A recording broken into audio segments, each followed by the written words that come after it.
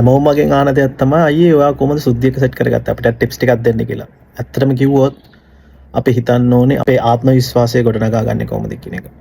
උදාහරණයකට ඔයාට කොන්ෆිඩන්ස් එක තියෙන්න ඕනේ. ඒ වගේම ඔයාට හොඳ පෞරුෂත්වයක් තියෙන්න ඕනේ. ඒ කියන්නේ බය නැතුව ගිල්ලක් ඒ කෙල්ලට කතා කරන්න ඔයාට හැකියාවක් තියෙන්න ඕනේ. ඒ කියන්නේ ලැජ්ජාව පැත්තකට දාලා කතා කරන්න අපි පුරුදු වෙන්න ඕනේ.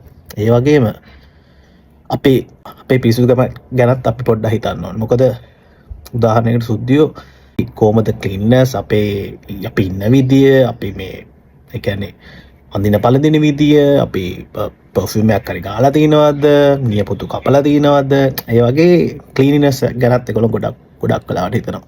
ඒ වගේ එයත් එක්ක කතා කරන්න අපි ඉතින් පොඩ්ඩක් ඉංග්‍රීසි දැනගන්නත් ඕනේ. නැත්තම් එයාගේ භාෂාව හරි පොඩ්ඩක් අපි එයාගේ සංස්කෘතිය ගැනත් අපි පොඩ්ඩක් ඉගෙන ගන්න ඕනේ. ඒ කියන්නේ ඉතින් අපි උත්සාහ කරන්න ඕනේ එයාව තේරුම් ගන්න කොහොමද? අපි විතරක් කතා කරලා මදින්නේ එයාව තේරුම් ගන්නත් ඕනේ. ඉතින් අපි ඒ ගැනත් හිතන්න ඕනේ. ඒ වගේම ඉතින් එයාගේ නිදහසට අපි ඉඩ දෙන්න ඕනේ. එයා අදහස් කරන විදිහට අපි යාට ගෞරව දක්වන්නත් ඕනේ.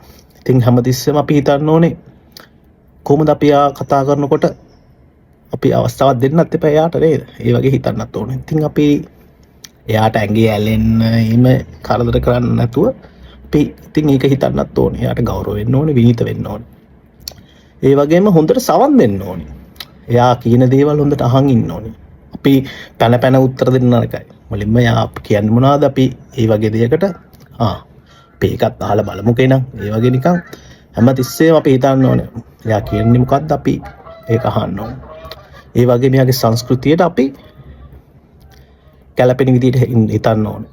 කියන්නේ මොකද එක අයගේ සංස්කෘතිය වෙනස් නේ. අපි ඒ අනුවට හැඩ ගැහෙන්න ඕනේ. අපේ සංස්කෘතියට එයා හැඩ ගැහෙනා වගේම අපි එයාගේ සංස්කෘතියටත් හැඩ ගැහෙන්න ඕනේ. ඒ වගේම ඉතින් පොඩ්ඩක් බුද්ධිමත් වෙන්නත් ඕනේ. ඒ වගේම පොඩ්ඩක් හිනාවෙන් විහිළු වගේ ඉන්නත් ඕනේ. මොකද ඒගොල්ලෝ ආසයි ෆනි අයට. පොඩ්ඩක් ඉතින් හිනා වෙලා ඉන්න තරමට ඉතින් වැඩේකට දාගන්න පුළුවන්.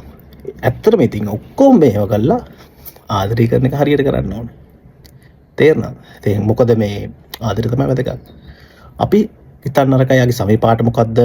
එයා ලංකාවේ කෙනෙක්ද සුද්ධියෙක්ද? ඇත්තටම කිව්වොත් ඉතින් ආදරය කරන කෙනාට අපිට සුද්ධියෙක්ද මේ ලංකාවේ වැඩ නැහැ. ඇත්තටම සම ගැන හිතන්න යන්න එපා. අපේ අරමුණ වෙන්න ඕනේ එයාට ආදරය කරලා අපි යාළු කරගන්න ගන්න. එහෙම නැත්නම් අපි අරමුණ වෙන්න නැක අනේ ඒ රටකට යන්න පුළුවන් නේද වීසා එකක් ගන්න පුළුවන්. එහෙම හිතන්න යන්න එපා.